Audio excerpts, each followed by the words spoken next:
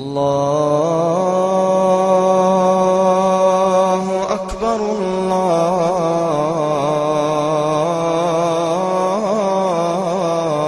الله أكبر الله أكبر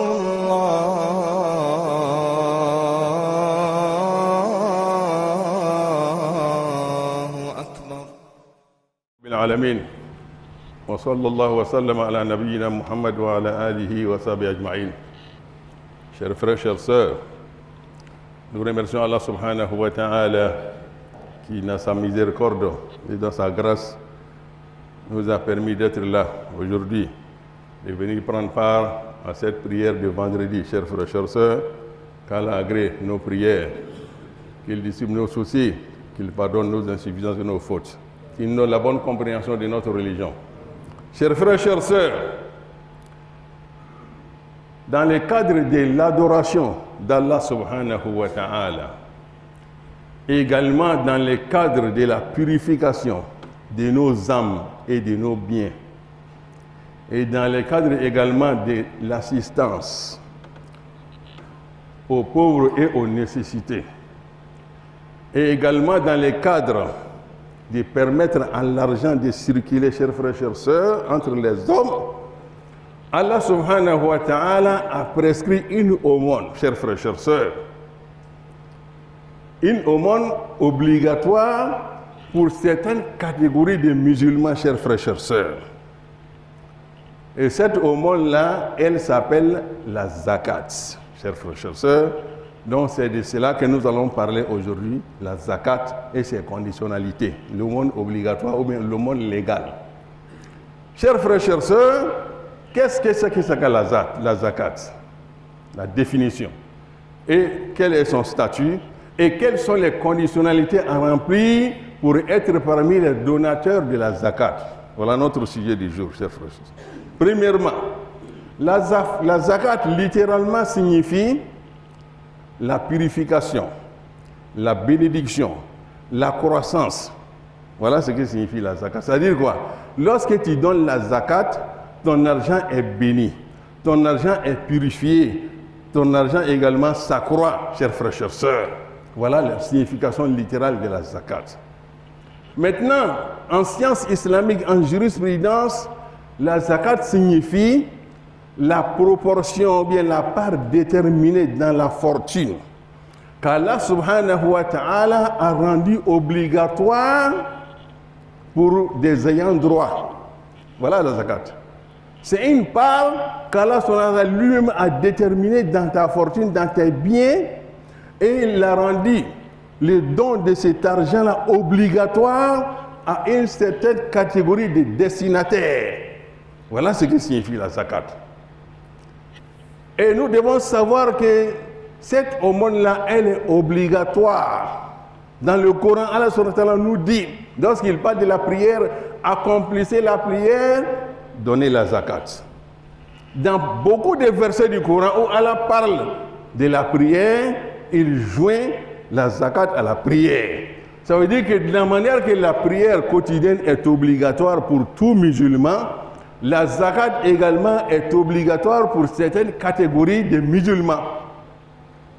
Et le Messie sallam nous dit que l'islam est bâti sur 5 piliers. Et le 3e pilier est la zakat. Donc cela signifie que celui qui refuse de donner la zakat, qui ne croit pas à la zakat, est considéré comme un infidèle. Oui, qui ne croit pas à la prescription, au statut obligatoire de la zakat, tu es considéré comme un infidèle, chers frères, chères sœurs, qu'Allah nous en garde. Donc c'est pour cela, il faut veiller sur cela dans ta vie islamique. Maintenant, quelles sont les conditionnalités à remplir pour être donateur de la zakat? Première condition, il faut être propriétaire du bien. L'argent dans lequel tu vas prélever la zakat, est-ce que c'est pour toi? Est-ce que c'est ta propriété? Tu l'as acquis par le travail, par héritage, par don, etc. etc. Il faut que tu mérites l'argent. Voilà. Tu l'as acquis de manière illicite, d'une bonne manière, pure. C'est de ça qu'on prélève la zakat. Ça, c'est la première condition. La deuxième condition, il faut que l'argent soit productif. Il faut que l'argent produise, nous donne des bénéfices. Donc c'est pour cela, lorsque tu as l'argent, il faut le faire fructifier, hein, sinon la zakat va consumer, va finir ton argent. Alors il faut faire travailler l'argent. Donc l'islam encourage le travail. Voilà, sinon si l'argent dort dans le compte là-bas, là, chaque fois que tu dois donner la zakat là, ça va finir un jour. Voilà, donc il faut faire travailler l'argent, il faut permettre à l'argent de circuler. Voilà, ça c'est la deuxième condition. Troisième conditionnalité, il faut que l'argent atteigne la quotité soumise à la zakat. Il y a une quotité, il y a une limite prescrite en islam. Lorsque ton argent n'atteint pas cette limite-là, mon frère, tu n'es pas donateur de la zakat, mais tu dois t'inviter à donner ce qu'on appelle l'aumône facultative. Tous les musulmans sont donateurs de l'aumône. Quel que soit ton niveau, ton pouvoir d'achat, tu es invité à faire l'aumône facultatif. Mais la zakat, comme je l'ai dit, elle est destinée à certaines personnes, elle est désignée pour certaines personnes, chers frères et sœurs. Donc la quotité en Côte d'Ivoire, pour me résumer, parce qu'au temps du Messie sallam, leur argent c'était l'or et l'argent. Donc en or, lorsqu'on convertit l'or en grammes, celui qui a 85 grammes en or aujourd'hui en Côte d'Ivoire est soumis à la zakat. L'argent, il faut avoir 595 grammes pour être donateur de la zakat. Et lorsqu'on convertit tout cela en CFA, surtout l'argent, parce que les ulémas ont dit qu'il faut permettre aux pauvres d'être bénéficiaires abondamment de la zakat, donc ils ont prescrit la zakat sur l'argent au lieu de l'or. Donc en argent, lorsqu'on convertit les 595 grammes en argent en Côte d'Ivoire en CFA aujourd'hui, on trouve 476 000 francs CFA. Donc voilà la quotité soumise à la zakat. Il faut avoir cette somme-là pour être donateur. Mais ce n'est pas fini, hein? Il y a d'autres conditionnalités à remplir. La conditionnalité suivante est que cet argent-là soit, comme je l'ai dit, après les besoins naturels, ce qui est nécessaire. Il faut que l'argent excède les besoins naturels, chers frères et sœurs. C'est après cela maintenant qu'on prélève la zakat. Sinon, les besoins naturels, tu dois payer ta maison, la location, les factures, la nourriture, tout ce qui est nécessaire. Tu n'as pas fini de payer ça et tu veux donner la zakat. Non. Mon frère, il faut venir de gérer ça d'abord. Le reste maintenant, là, c'est ce qui est soumis à la zakat. Ça veut dire qu'alhamdoulilah, ça va chez toi. Quelqu'un qui après les besoins, les nécessités, a pu avoir cette somme-là dans son compte, ça veut dire qu'il est aisé. Lui, il peut donner la zakat, chers frères, chers sœurs. Et puis, ce n'est pas fini encore. Hein. Il ne faut pas être endetté.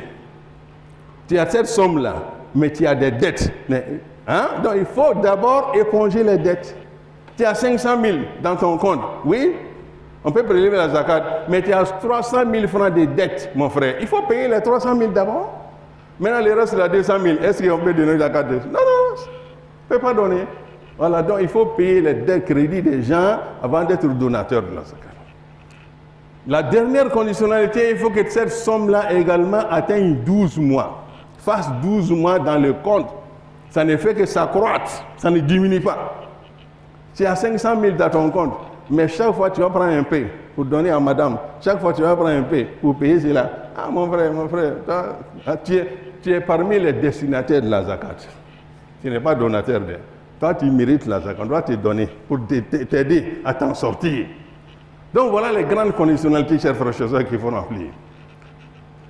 Et je reviens sur la quotité soumise à la zakat en CFA. Comme je l'ai dit, 476 000 francs CFA, c'est ce qui a été prescrit par la Fondation Zakat en Côte d'Ivoire.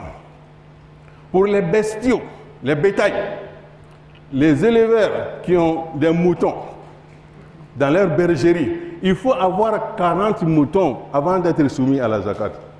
Vous voyez comment ce n'est pas un jeu?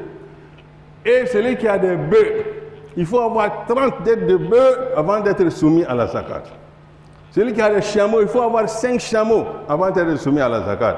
Vous voyez, chers frères, chères sœurs, comment hein, c'est vraiment... Donc, voilà des détails qu'il faut savoir sur la zakat. C'est important. Et comme je l'ai dit tout à l'heure, la zakat, c'est une épreuve. Lorsqu'on demande à quelqu'un qui a 1 million, 2 millions de donner la zakat de 1 million, c'est 25 000, 2 millions, 50 000. Là, il n'y a pas de problème. Mais quand ça arrive à milliard, la zakat de 1 milliard, ça fait 25 millions. Si on dit de prélever 25 millions pour donner à des personnes comme ça qui n'ont rien fait pour toi, il va dire, ça c'est trop. Oui, c'est trop. Mais Dieu qui t'a donné 1 milliard là, Dieu n'est pas intelligent. C'est toi qui es le plus intelligent. C'est ça, non?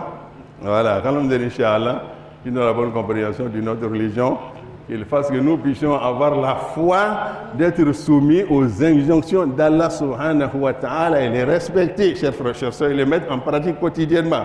Voilà ce que signifie l'adoration à Allah subhanahu wa ta'ala.